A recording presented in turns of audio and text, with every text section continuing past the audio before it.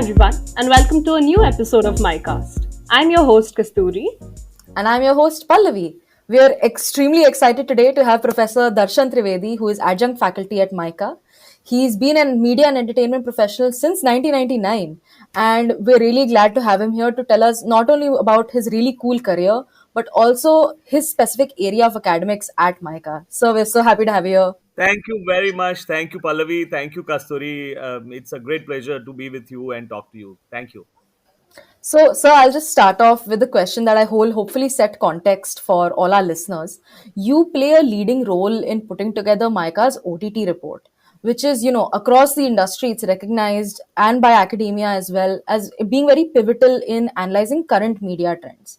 So can you just tell us a little bit about how the report is created, how you go about it, and some behind the scenes stories if you could tell us?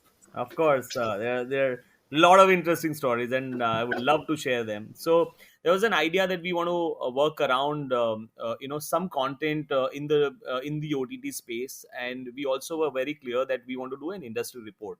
So this idea then had a lot of interest within MICA community. This ended up being my passion project. So we kind of start doing a lot of secondary research. We have multiple data points that we kind of access. Not only that, we also are having partners, in terms of the comscore partner that we have. So a lot of data that we show in the report is from comscore. So we there is one team member who always works with comscore. We also have our students, some of you who show interest to us that we want to be a part of the research. So then we do a primary research. We reach out to 1000 or maybe more at times, individuals, and try and find out what is the consumption like, where is it heading the entire category. Then everything, when it comes to us, we kind of start analyzing the content, the data, and then we kind of classify the data. We start putting design elements to it. In the process, we also reach out to the industry experts, so the CEOs and MDs of media companies, especially the digital verticals. So mainly the OTT space. So we reach out to them, and we've been very, very fortunate. I would say we are honored to have their association. Every time when I write a mail to them or talk to them, they are always eager to kind of give in their view, because this report is created from multiple point of views. So we are like an all inclusive report, where we also get the industry feedback. We also get the secondary research and primary research all put together. We create this research, and we also have one more addition to it, which is the experts view. So at times we find experts who work on the future technology, or on the trends. So we also try and get their research articles, or like white papers, so to speak, and we also include them in the research. So that's how it works. So, given from what you have said, we can both all understand that a lot goes into this report and Yes. a lot of work and a lot of time that goes into this. So, can you Yes. give our listeners three interesting findings that have come up in the recently released report?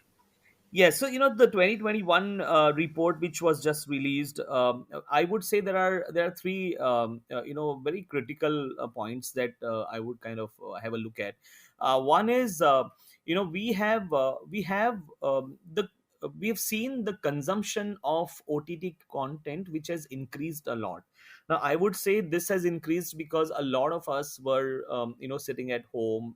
We did not have opportunity to go out, maybe go out to the cinema halls and watch films, or we did not have an opportunity to to go out and mingle with our friends and family, and socialize. So obviously we were spending a lot of time on content. So obviously content consumption increased. Along with that, what has also increased is the subscription. So obviously people were looking for more and more avenues to kind of access content, and that would have given a lot of push to the subscriptions. So the subscribers base has increased. Another trend which has come out, the second trend that I see is a very big push, for the regional consumption. Now obviously we have more and more individuals at the rural and semi urban centers, which are having access to internet, access to smartphones, and they are the ones who are consuming content. So suddenly you've seen so much of regional content boom. And in fact, in the last 2 to 3 years, especially in 2021, you have seen a lot of these new regional platforms which have come up. In almost all languages we have now one or the other platform active, which is an OTT platform. And the third, which is a very interesting up and coming space within the OTT platforms, is the content regulations. We did not have specific regulations in the country for content in the OTT space. Now there is some kind of a framework which is existing, and I'm sure over a period of time it would evolve, and it would see some interesting ways to kind of look at content. Now having said that, we also have content categories. So there is an onus which has gone on back onto the OTT platforms to have classification of content for the for the age category. Now that's very interesting, because that's what you'll see in Europe or North America, right? So interesting findings from the research report. And there are a lot of other stuff, but I would say these are the top three from my end. Yes, sir. One of the things you mentioned really struck me where you spoke about age groups. And, on this podcast, we've had the privilege of being able to talk to some top industry leaders. Like we spoke to Megha Tata from Discovery. We spoke to Yes. Rahul Sarangi, sir, from Hotstar. We spoke to Yes. somebody who leads. We spoke to Ridhma Lula at Eros. These are all people who are in the OTT game. And one Yes. thing all of them brought up, that also you brought up, is that Gen Z millennials, this younger age group, is going to be leading content consumption, and even right now is leading content consumption when it comes to online content. Yes. So where do you think OTT platforms will focus in the future? Like strategically, what do you think they should be doing, as this is the upcoming cohort that is going to be consuming content? Of course. So, see, we've always been talking about 15 to 35 and 15 to 34, so to speak, the younger generation, or the Gen Z or the millennials. So obviously they are the ones who are always on the top of the curve, and adapting to the change, adapting to the interactivity. So obviously all the digital platforms, they have been the change agents for these platforms to kind of get consumed in a big way. But I would also see a lot of these new consumers coming in, which are the which are the non Gen Z or millennials, because look at the life expectancy, right? And look at how our quality of life has improved over a period of time. I would also see a lot of content that would be created, for the mature audiences, for people who are living away from their homeland. And there are people who are low on there are platforms which are low on language. At times, they have suddenly started creating content for the language. So a lot of language consumers are the ones which are going to be added to the ecosystem. So I would look at it from a little different point of view. The young ones are already there, and they are the ones who are consuming the content. The ones which are not there, and the ones which are adapting to this new content, are the mature audiences. And I think there will be a shift also coming. They would be a very strong subsidiary audience, if not primary. So obviously there is a lot of interactive content which is coming for the younger audiences, and that is continue to happen. I will not be surprised if there are many interactive web content series which are going to come, like how Bandersnatch was, or Mosaic was. One of the first ones was Mosaic. But yeah, I mean, like, it's a very interesting space. There's lots happening, and I think the focus is going to be, so this is the time when we are going to also see a lot of new niches coming out, right? So you'll suddenly see children's content which is going to be on a boom. In fact, some of the most consumed videos on YouTube, if you look at, they are all kids content. So we should not even underestimate the 2 to 12 age group, because that's also going to have a lot of traction in the times to come. A lot of education has shifted to digital, and I wouldn't be surprised if there are a lot of interesting content ideas coming in for the younger generation, and the older also. So, like you mentioned, there are a lot of new niches that are coming up. Another thing that we have noticed is the rise of regional content on OTT platforms. Yes. So, there's an influx of regional content, and people are also watching a lot of it, even from different language groups. So, do you think there are some learnings for business leaders of the future who are currently at MICA that we can understand from this recent trend? Yeah, I've been very vocal about the regional consumption. In fact, if you read the reports in the previous reports also, this has been a consistent thought that I've been maintaining, and in fact, in my classes, I've been very vocal about regional content. The reason why I say this is look at India. We are such a diverse country, right? We are a country with 1.3 billion population, or maybe more now, and we have so many languages that we speak as a country, right? So many dialects we speak, and believe me, there is not enough content for the content consumers of regional language, right? Because there is something that is very relatable. For in terms of content, is the content that is given in your regional language, in your native language, in your mother tongue, right? Because there are certain things that you cannot culturally translate into another language. So earlier it used to be only English, Hindi, as prevalent languages. Then suddenly you saw Tamil, then Telugu started coming in, then Kannada, and then Bengali parallelly, Bengali, Marathi. But now you're also looking at languages like Odia, Gujarati, Punjabi also dominating, in terms of the content promises. And this is going to be there, if you've done a content, in the most believable way, and this is for all the future business leaders also. If you've done content which is relatable for the language, there will be a huge consumption. Because see, what have my the recent learnings that I've had is also from the regional industries, in terms of cinema, right? So a lot of big Bollywood films have started failing on the box office, whereas a lot of regional cinema has started working on the box office. And these are the trends which are showing us something. They're showing us that people are now accepting narratives in their regional languages, and that has been the case in other forms, for content. There's a lot of theater in regional language which has been working for India. Radio has created interesting market segmentation for us. Even cinema, right? So it's a no brainer.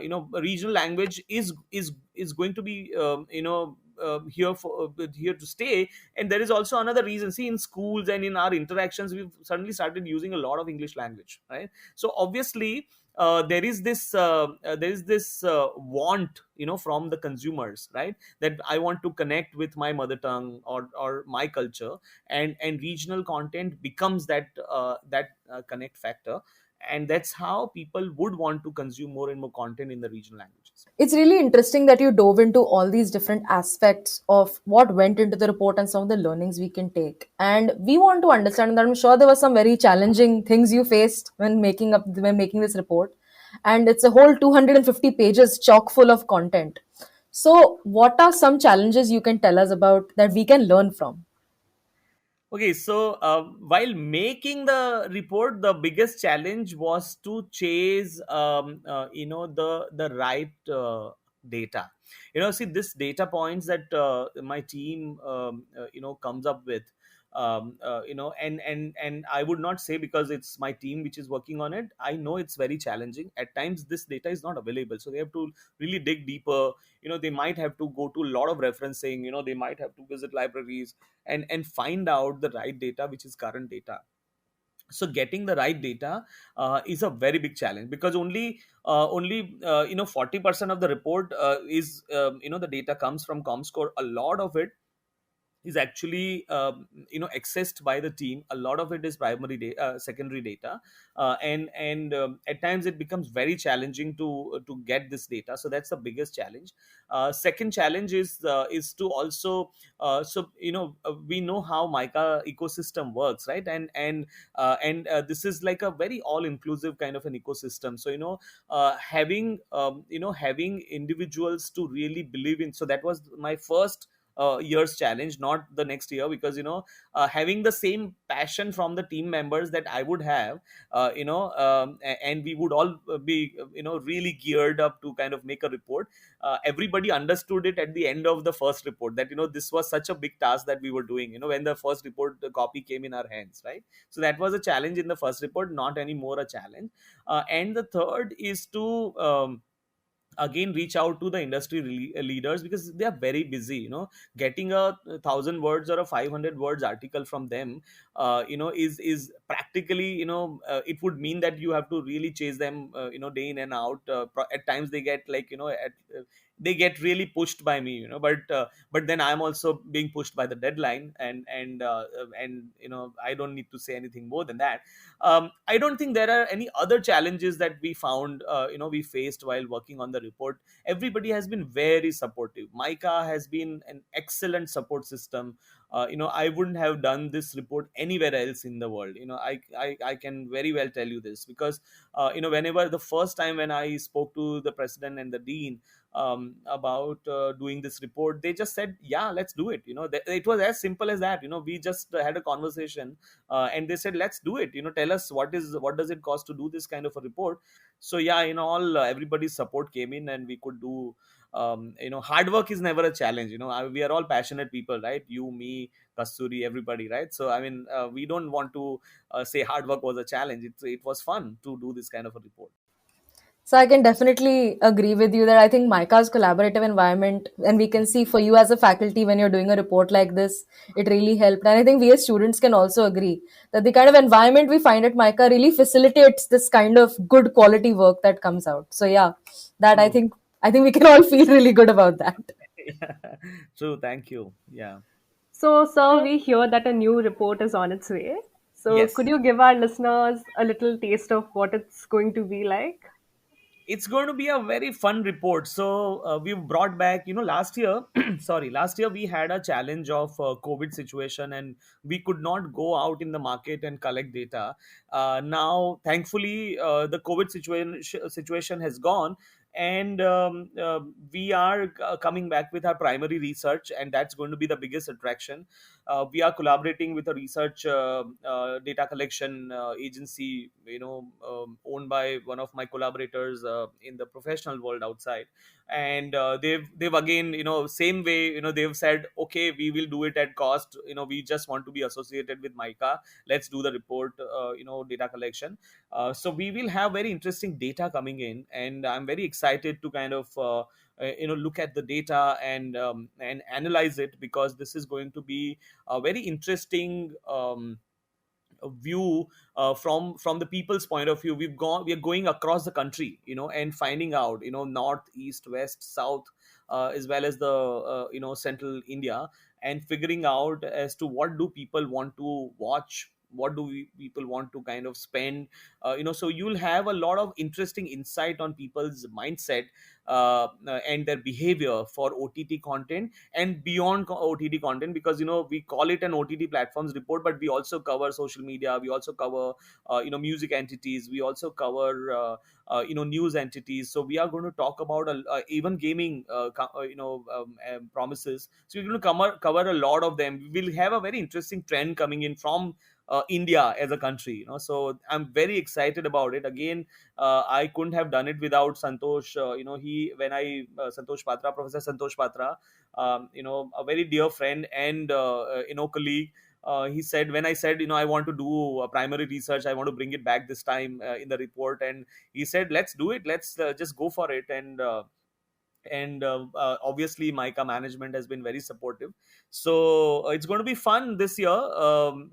So that's the biggest attraction for the report. I'm also fingers crossed, I'm also waiting for the data to come in, because it's like the the first film releasing, right? So the release day, how excited you are.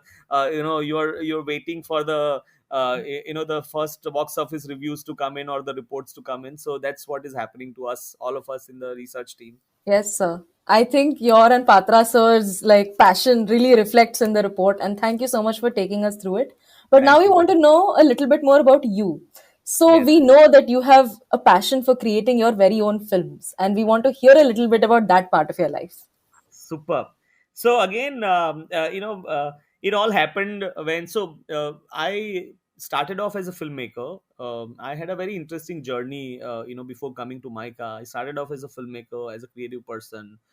Then I got into promos. Then I got into content, and content creation. From there, I moved to strategy. From there, I moved to business. And while doing all this, I also moved to.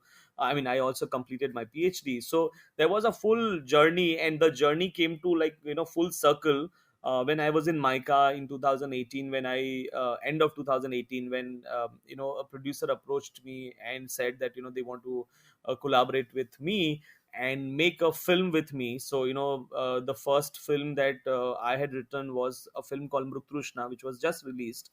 And they said, we want to produce this film. I was very hesitant. I said, I am a full time faculty at MICA. That time I was full time. I was not an adjunct that time. So I said, I don't know how I'm going to get leaves to make a film. I need 1 month off.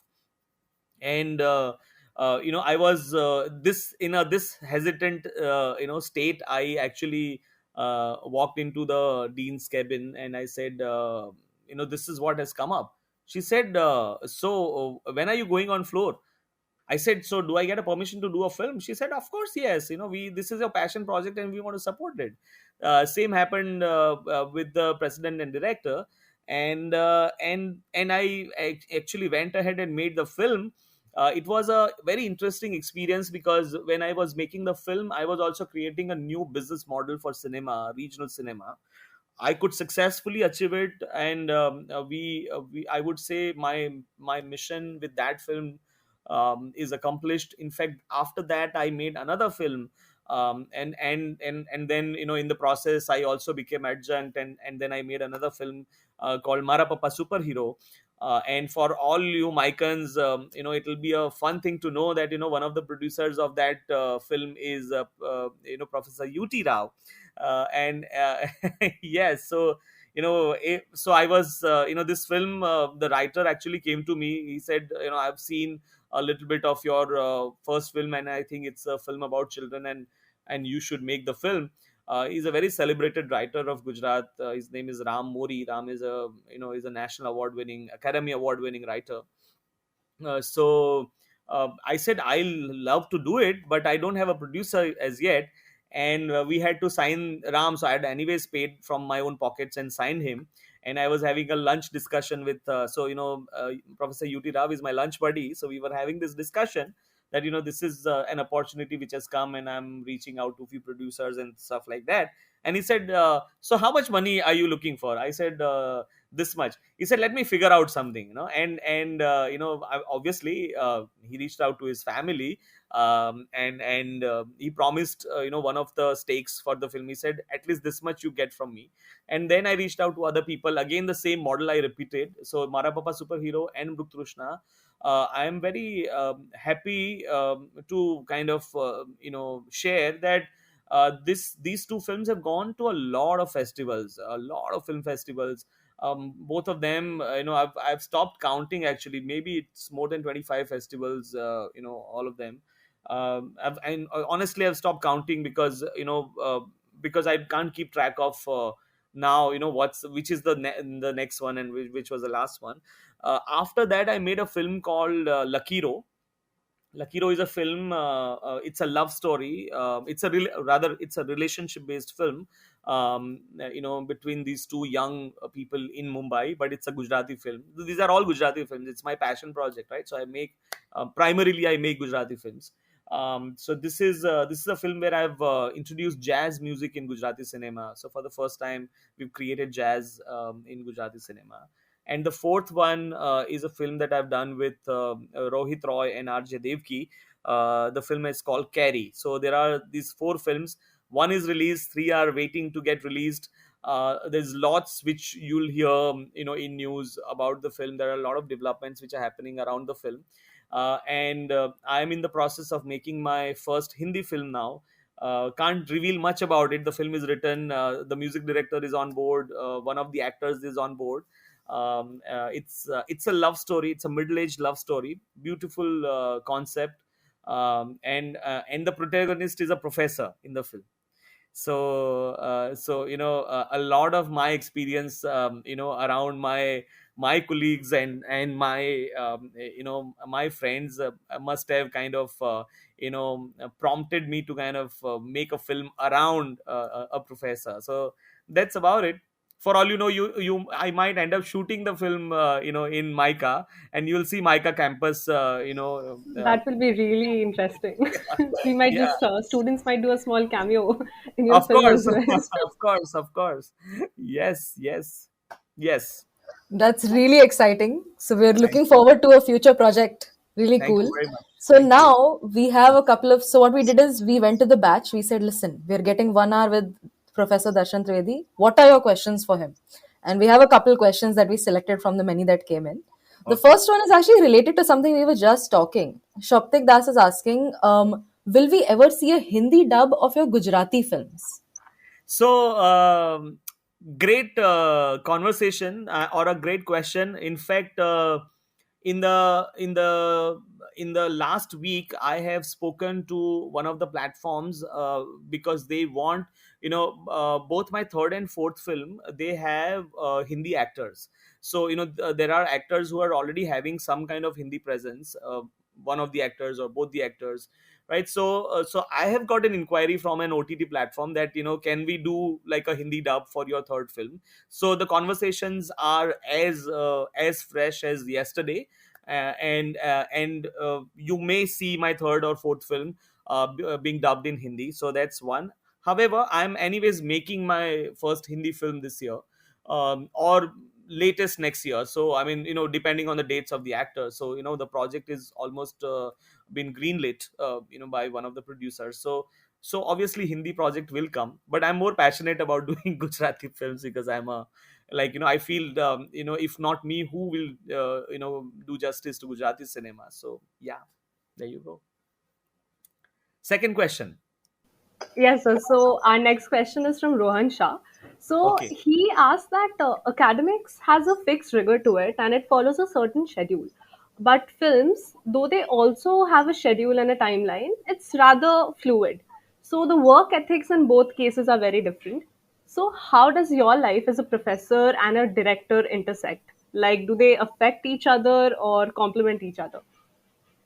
They actually complement each other. So in fact, whatever I do in my professional life outside of MICA, I try to bring it back, to my classroom. So, and that's why you see me talking about virtual reality in my class, or you see me talking about NFTs in my class, because that's what I'm doing outside, and it is my moral responsibility to bring it back to all of you, so that you are as relevant as me in the market today, because if I'm consulting and I'm making money consulting, then it is my duty to ensure that you guys also go in the market and make the same kind of money, right? And that's how it becomes, interesting for me. That's my hunger and my passion. Another question that Rohan said, that whether I can balance, and what is the difference. I would say, if you if you're passionate and if you know what you're doing, there is no much difference. In fact, I make films which are these are the kind of compliments that I keep getting, after the finish of the project, or the wrap of the project, that you promise that you'll shoot a film in 20 days, and you shot in 20 days. Because I bring, in fact, this rigor. So while I also bring the experience to MICA, I bring this rigor of discipline. And in academia, it's very disciplined, right? Your class starts at 9, it has to start at 9, right? So my shoot floors, if you visit, they are like that only. You If I promised you that I'm going to do an 8 to 8 shift, by 8 p.m. we will wrap up. We might go over, at times my students, like you guys, come to discuss something with me for 15 minutes, we go over after the class. It might go maybe about 15-20 minutes over some days, but most of the times we finish on time. So that's a kind of discipline also, which I bring on table when I am working on a project. And most importantly, what I've figured, and this is something that has developed in me over years. When we do too much of homework, or planning, or planning before our work. So whether it is my session with you today, or it is my teaching, or it is my my film projects, if I do a lot of planning, I've realized that I can achieve the schedule, because that's what everybody is looking for. And there are certain actors who want to work with me because they know that I don't go over the shoot, I don't go more days than what is required. So they also think that there is some kind of a justice that I've done to their existence for those days. So Rohan, it all boils down to the planning thing that I've been mentioning, all this while, for the media classes. So yeah, it's all that. Thank you so much, sir. I think those answers will really help all of us understand Darshan Trivedi outside of the classroom. Thank you very much. Thank you. Yes, sir. Thank you so much for joining us. This was a great episode. We loved your energy. We had a great time asking you questions and learning more about both the report and your film directory life. Thank you. Yeah, looking forward to seeing you on campus. Of course, thank you, and look forward to seeing both of you on campus. Have a good. Definitely, sir. Thank you Yeah. so much for giving us your time. Thank you very much. Thank you. Bye bye.